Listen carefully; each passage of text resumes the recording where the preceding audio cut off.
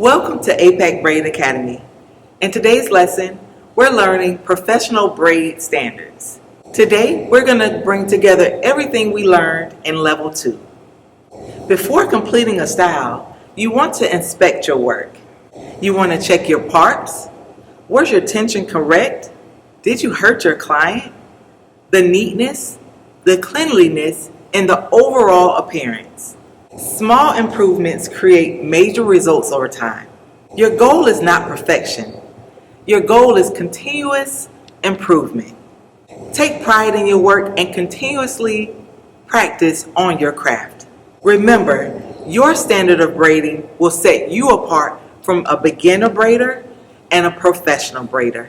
Congratulations, you've completed Level 2 Core Braiding Techniques. Remember, continuously practice on your craft.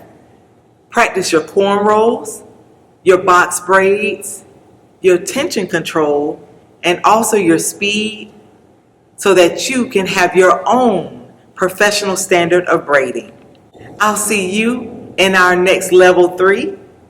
Thank you again for joining APAC Braid Academy.